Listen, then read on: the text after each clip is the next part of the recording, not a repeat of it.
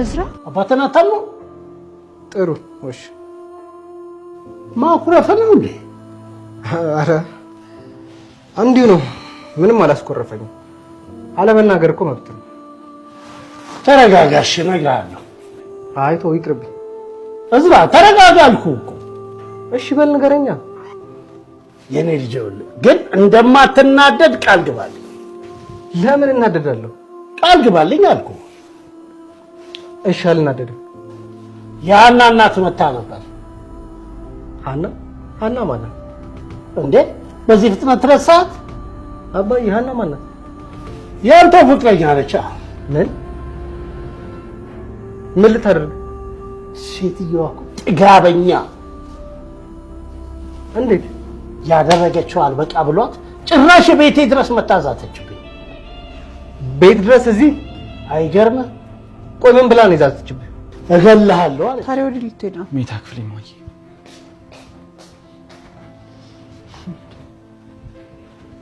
ይሄ ልጅ ምን ማአት ነው የሚያወራው? ልጅ ለጠላት ያሳልፍ የሚሰጥ ሞኝ መስዬ ነው እንደምታየው?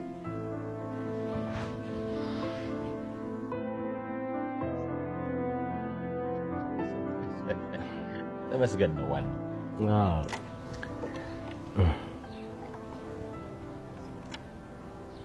ምን ነው ታዲያ የተጨነቅክ ትመስላለህ?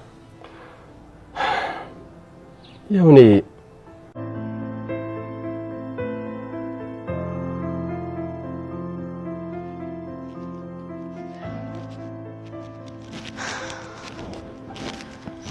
ምንስ ወይ ምን አስበሽ ነው ግን በዚህ ሰዓት ቤተክርስቲያን ካልሄድን ያልሽ?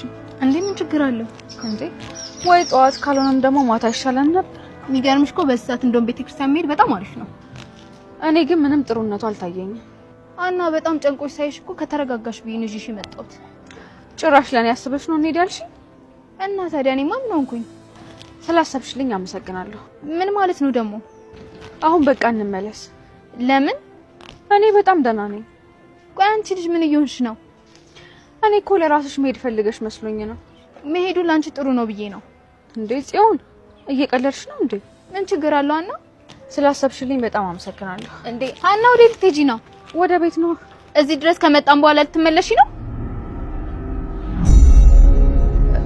እዝራ የመጨረሻው የሀናና የእዝራ ፍጥጫ አሁን ላይም እንደቀጠለ ቀጥሏል ማለት ነው። ሀና እንግዲህ ሀገር አማን ብላ ቤተክርስቲያን ጓደኛ በምትወስድበት ሰዓት እንግዲህ እዝራ ደግሞ እሳት ለብሶ እሳት ጎርሶ እንግዲህ ወደ ሀና ቤተሰቦች እየገሰገሰ ባለበት ሰዓት እንዳጋጣሚ ሆኖ እንግዲህ ሀናን መንገድ ላይ ያገኛታል። የሀናና የእዝራ መጨረሻ ምን ይሆናል የሚለው አሳሳቢ ደረጃ ላይ ደርሷል ማለት ነው።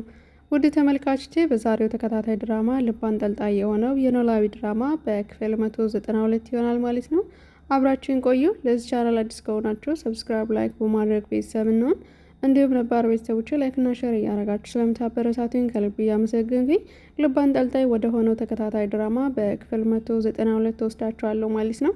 ከዚህ ቀደም እንግዲህ የሀናና የእዝራ ሽምግልና በመቋረጡ መላ ቤተሰቡ ሁላቸውንም የየራሳቸውን እርምጃ እየወሰዱ ይገኛሉ። ታዲያ በዚህ መካከል እንግዲህ ሁሉም ፍቅረኛሞች ሀናና እዝራ የየራሳቸውን ሀሳብ በማሰብ ቤተሰቦቻቸውን በማመን እንግዲህ እዝራንም ሀና እንዲጠላት ሀናም እዝራ እንዲጠላው እንግዲህ ሆነዋል ማለት ነው። አሁን ባሉበት ሁኔታ ምንም እንኳን ሁለታቸውን ቢዋደዱም አሁን ላይ ግን በቤተሰቦቻቸው ጫና ምክንያት የየራሳቸውን ሀሳብና እርምጃ ወስደዋል ማለት ነው።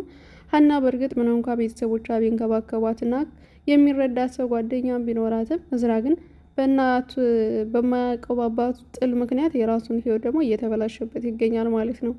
ለዚህ ደግሞ ትልቅ ስህተቱን የወሰደው አቶ በቃሉ ነው። አቶ በቃሉ የራሱን ማንነት ደብቆ እንግዲህ የልጁን ህይወት እያበላሸበት ይገኛል ማለት ነው። ምንም እንኳን ለልጁ ለአንድ ልጁ ስለሚወደው ብሎ ስህተቱን እንኳን ማረም ሳይችል አሁን ላይ ግን ነገሩን የበለጠ ደግሞ ሜላት አጋግላበታለች ማለት ነው።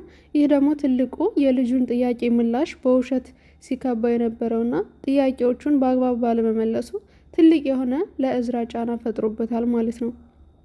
ታዲያ በስተመጨረሻም ወይዘሮ ሜላት እንግዲህ አቶ በቃሉ ቤት ሰተት ብላ በመሄድ ያደረጋትን ነገር ሁሉ ይፋ እንዲሆንና ሁሉም ሰው እንደሚያውቀው ወደ ኋላ መመለስ እንደማትፈልግ ትነግረዋለች።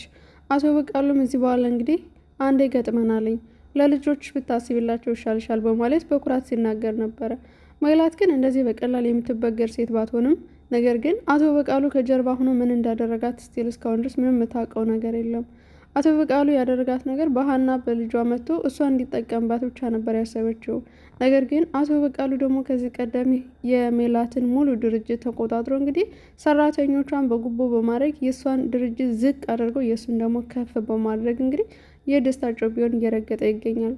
ታዲያ ይህንንም ደግሞ አቶ መስፍን ያውቃል። ነገር ግን አቶ መስፍን ምንም ማስተካከል ስለማይችል ለሜላት መናገር እንኳን ፈርቶ ለሀና ሲነግራት ሀናም ደግሞ ይህ ሁሉ ያደረግኩት እኔ ነኝ፣ በእኔ ምክንያት ነው ሁሉ የተበላሸው በማለት ሀዘን ውስጥ ገብታ እናያታለን ማለት ነው። ሜሮን እንግዲህ እዝራ በጣም የምትወደው የክላስ ጓደኛው ነው፣ አብሮ አደጓ ነው። ምንም እንኳ እሷ በፍቅር ብታየው እሱ ግን አንድ ቀን በፍቅር አይቷት አያውቅም። ምንጊዜም ቢሆን የራሷ ለማድረግ የማሰራው ስራ ነገር የለም።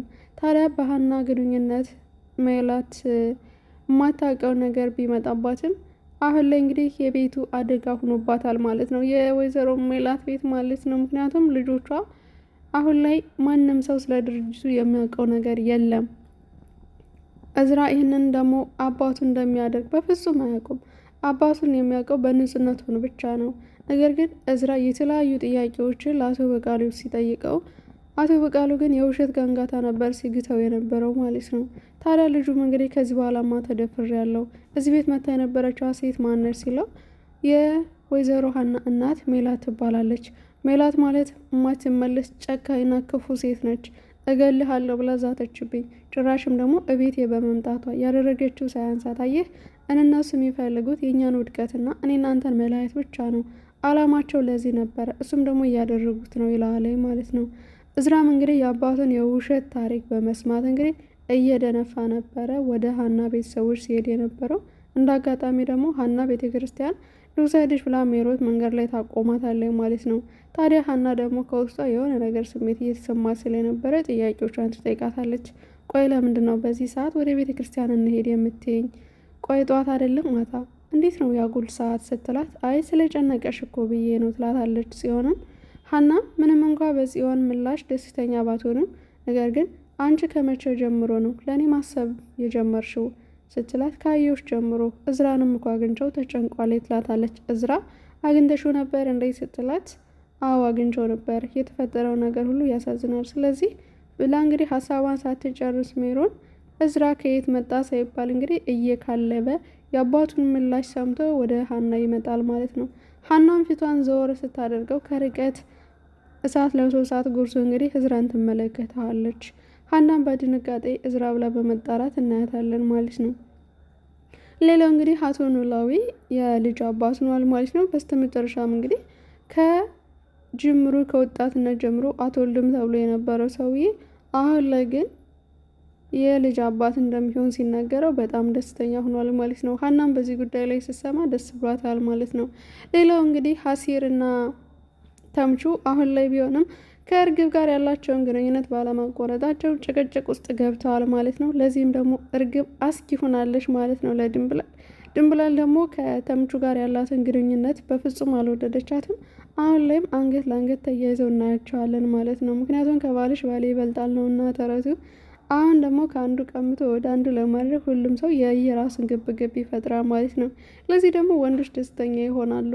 ከዚህ ቀደም እንግዲህ ኤክሱ የነበረችዋ ሴት እንደገና በአዲሱ ፍቅረኛው ሁለቱ ሲጣሉ በማየቱ በጣም ነው የውስጡ ደስታ የሚጨምረው። ይሄ የአብዛኞቹ የወንዶች ስሜት ነው ብዬ አምናለሁ። ምክንያቱም ሴት ልጅ ስትቀና ደግሞ መንጨርጨር ነው እንጂ አቅሟን ጉልበቷን ብዙም ትደክማለች። ምክንያቱም ፍቅር ስለሚያሸንፋትና የምንወዳቸውን ወንዶች ላይ ማንም ሰው ሲወጣብን አንወድም። እኛም ደግሞ የጣልናቸውን ወንዶች ሌሎች መተው ሲያነሱብን በትግልባችሁ ሌላ ስሜት ውስጥ እንገባና ክርክር ውስጥ እንገባለን ማለት ነው። እና አሁን እንግዲህ ተምቹም አሁን ያንን ነገር እያደረገ ነው ማለት ነው። በድንብላልና በእርግብ መካከል ያለው ጥል በዚህ ያልቃል ማለት ነው። እና እንግዲህ ምንም እንኳ ተምቹ ድንብላልን ቢወዳትም ነገር ግን ሴት ከእሷ ጋር ስትንጨረጨር ያለው ደስታ ለራሱ እያጣጣመም እናየዋለን።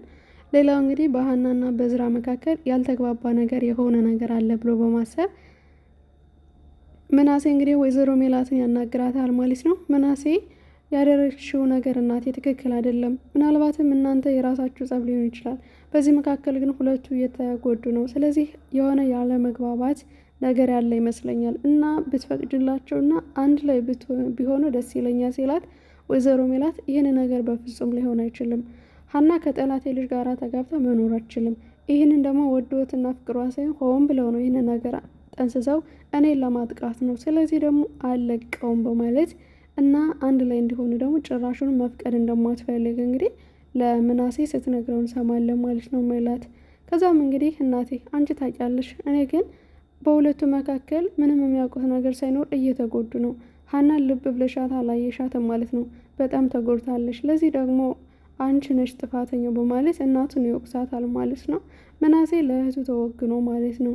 ከዛም እንግዲህ ወደ ሊቴር ነው ስትለው ተነስቶ ጣጥሏት እናቱን ይሄዳል ማለት ነው። ምናሴ የልጅ አስተዋይ ነው። ምናልባትም ሁለቱ መካከል ምንም የሚያውቁት ነገር ሳይኖር እየተጎዱ ነው። ይህ የሆነ ደግሞ በቤተሰቦቻችን ምክንያት ነው ብሎ ስላሰበ ነው ማለት ነው። እንደ ሀሳብም ግን የወይዘሮ ሜላት እና የአቶ በቃሉ ጥል እዚህ ላይ በቃ ብሎ በልጆቻቸው ምክንያት ቢታረቁ ጥሩ ነበረ። ነገር ግን ደግሞ ሀናም ዘራፍ ብላለች። እናቷን ምክር ስለምትሰማ እንዲሁም ደግሞ እዝራም የአባቱን ውሸት ስለሚሰማ አሁን ላይ ጭራሽ ለሀና ያለው ቦታ የሀና ያለው ፍቅር የበለጠ እየጠላት ይመጣል ማለት ነው። ለዚህ ደግሞ ዋጋ የሚከፍለው ደግሞ አቶ በቃሉ ነው በስተመጨረሻ ተሸናፊ የሚሆነው። ማንኛውም ሰው በህይወታችን እውነትን ከያዝን ይዘገያል እንጂ መቼም ቢሆን እናሸንፋለን ማለት ነው። አቶ በቃሉ እንግዲህ ሰው እንደሚገድል በፍጹም ልጁ አያውቅም። ሌባና ጭበርባሪ መሆኑንም በፍጹም ልጁ አያውቅም። ይህንን እውነት ይሰማ ማለት ግን ልጁ ራሱን አባቱን የሚገለው ይመስለኛል። ምክንያቱም እዝራ የሚያውቀው አባቱን በንጽህናው ብቻ ነው እንጂ አባቴ እንደዚህ ያደርጋል የለም። ከዚህ ቀደምም እንግዲህ ሀና አንተም አባትህ ሙሻ ናችሁ፣ ያውም ደግሞ በፍቅር በሰው ህይወት ላይ የምትቀልዱ ነብሰ ገዳዮች ብላ ስትናገረው አባቴ በፍጹም እንደዚህ የሚያደርግ ሰው አይደለም፣ ስለ አባቴ መናገር የለብሽም፣ አባቴን አንቺ አታውቂውም በማለት እንግዲህ የዚህን ያክል ፍቅረኛውን እስኪ ጠላ ድረስ ነበር ለአባት ሲከራከር የነበረው ማለት ነው። መጨረሻ ግን ተጎጂ የሚሆነው በእርግጥ እዝራ ነው። የአባቱን ታሪክ ሲሰማ የአባቱን ማንነት አይቶ ሰምቶት የማያውቀውን ታሪክ ሲሰማ ይጎዳል ማለት ነው። ምንም እንኳን እንግዲህ ከዚህ ቀደም ቤቲ የምትባለው ስለ አባቱ መጥፎነት ብትነግረውም አባቴ እንደዚህ አያደርግም ብሎ እስካሁን ድረስ ያለው ነገር አላመነም ማለት ነው። እንግዲህ አቶ በቃሉም ልጁን የእሱ የምናገረው ነገር እያመነኝ ነው በማለት ጭራሽ ደግሞ ሲወጣ ሲገባ የሚከታተለውን ሰውም ከጀርባ ቀጥሮበታል ማለት ነው። እና እዝራ በአባቱ ላይ ያለው እምነት መጨረሻ ላይ ያጣል ማለት ነው። ምናልባትም ፍቅር ኃያል ነው። ትክክለኛ ደግሞ ሀና አፍቅረዋለች፣ ወደዋለች። ስሜቷ እስካሁን ድረስ አልተቀየረም ለሱ ምንም እንኳ የዕለት ኩርፊያና የዕለት እልህ በውስጣቸው ቢኖርባቸውም ማለት ነው። እና ወይዘሮ ሜላት እንግዲህ ለሁለቱም ስትል እንግዲህ ሰላም እርቅ ብታወርድ አሪፍ ነው። ተጎጁ ተጎድቶ ማለት ነው። በዛ ላይ እንግዲህ ድርጅቷም አደጋ ውስጥ እንደሆነ ይህንን ደግሞ ሜላት በፍጹም አታውቅም። አሁን ላይ ያለችው እንግዲህ ጠላቷን ምላሱን ጎልጉላ በገንዛ ምላሱ ማጉረስ ነው የምትፈልገው ማለት ነው። እና አንዳንዴ ኃይለኛናት ሴት በስማም ተናግራ እንኳን ጠብ ማትል። ሁለት ደግሞ ሰዎች ሜላት ስትባል ራሱ እንዴት እንደሚፈራት አቶ በቃሉ ራሱ በጣም ነው የሚፈራት። ሰተት ብላ ቤቱ ድረስ ስትሄድ እንኳን ምንም አልፈራችም ማለት ነው። እንግዲህ ባል አላት፣ ባሏ እንኳን ይህን ነገር ማድረግ አልቻለም ማለት ነው። መስፍን ያወራል፣ ይጮሃል፣ ይንጨረጨራል እንጂ ከዛ ውጭ ኃይሉን አይቶ አያውቅም። አቶ በቃሉ ራሱ የመስፍኔን ድክመት በጣም ነው የሚያውቅበት። ከሱ ይልቅስ 5 እጥፍ ሜላትን እፈራታለሁ ብሎ የመሰከረላት ነው ማለት ነው። ጠላት እንኳን ለጀግና ይመሰክራል አይደል እንዴ? እና መስፍን አሁን ላይ ለወይዘሮ ሜላት የድርጅቱን ውድቀት ባለመናገሩ የመጨረሻ ሁለቱም ደግሞ እንደገና ይፋለሳሉ ማለት ነው። ደስ የሚለው ነገር ምንም እንኳን ልጆቹ ፓወር ባይኖራቸውም ለልጆቹ ግን አስቀድሞ ነግሯቸዋል ማለት ነው። ሁሉም ልጆቹ እንግዲህ ለእናታችን እንዳትናገር አሁን ባለችበት ሁኔታ ራሷን ማዳመጥ አትችልም ማለት እንግዲህ ሀሳቡን ውድቅ አድርገውበታል ማለት ነው። ለዚህም እንግዲህ አቶ መስፍን የመጨረሻው አማራጭ የነበረው ለአቶ ኖላዊ መናገሩ ነው እና ድርጅቱ ተመልሶ እንደማይነሳና ውድቅ እንደሆነ ነው ማለት ነው። ይህን ማዳን የምትችለው ደግሞ ሀናና እዝራ ታርቀው ከዛም እንግዲህ የእርቀ ሰላም ሲወርድ ሁሉንም ወደ ነበረበት የሚመልሱላቸው አንድ ሲሆን ነው ማለት ነው። በነገራችን ላይ ዛሬ የድራማው የመጨረሻ ፓርት ነው፣ ክፍል 1 የመጨረሻ ፓርት ነው ማለት ነው። በቀጣይ ቪዲዮአችን ደግሞ ፓርት 2 የሚለው የሜላትና የአቶ በቃሉ ጉዳይ ምን ይሆናል? ሀናና እዝራ ታርቀው አንድ ይሆናሉ ወይስ ተለያይተው ደግሞ ወደ ሌላ ይሄዳሉ የሚለው በቀጣይ ፓርት ይሆናል ማለት ነው። እንደ ኮሜንታተሮች ተመልካች ደግሞ ሀና የእዝራ መሆን አለባት፣ እዝራ አባቱን ማወቅ አለበት። እንዲሁም ደግሞ ሀናና እዝራ አንድ ላይ ሆነው እርቅ ፈጥረው ሰላም ያውርዱ የሚል የተለያዩ ኮሜንታተሮች አለ ማለት ነው። እንግዲህ ኮሜንታተሮች ያሸንፋሉ። ወይስ ድራማው ደግሞ ሌላ ይዘት ይመጣል የሚለው ለመገመት ትንሽ አስቸጋሪ ነው። እና የምወዳችሁን የማከብራችሁ ውድ የሀገሬ ልጆች ሰላማችሁ ብዝት ይበልልኝ። የናነ ዩቲዩብ ቻናል ቤተሰቦቼ መጀመሪያ ላይ ምን እንዳልኩ አላስታውስም። ምናልባት የኖላዊትዬ ከሆነ ሶሪ። የናነ ዩቲዩብ ቻናል ቤተሰቦቼ ስላዳመጣችሁኝ ከልብ እያመሰገንኩኝ ምርጥ ምርጥ ኮሜንት ብታስቀምጥልኝ ለእኔ ደስ ይለኛል ማለት ነው። ምክንያቱም እኔ እናንተ ስታበረታቱ ደግሞ ፓወር የሚባል ነገር አለ፣ ኃይል የሚባል ነገር አለና እየሰጠኛልና ቆንጆ ቆንጆ ቆንጆ ቆንጆ ኮሜንት አስቀምጡልኝ። እወዳችኋለሁ። በቀጣይ እንግዲህ ይሄ የመጨረሻው ይመስለኛል። በቀጣይ ደግሞ ያለውን ይዘን እንመጣለን። ምናልባትም እንግዲህ የአቶ ኖላዊ የልጅ ክርስትናም ሆኖ ልንመጣ እንችላለን፣ አይታወቅም። የሀናም ሰርግ እንደገና ተስተካክሎ ልንመጣም እንችላለን። ሀና ስላችሁን ያደለው መሸ የካራክተር ስም ነው ሀና። እናመሰግናለሁ ማሮችዬ። በያላችሁበት ሰላማችሁ በዚህ ይበልልኝ። በቀጣይ ቪዲዮ እስከምንገናኝ ድረስ ቸር ቆዩልኝ።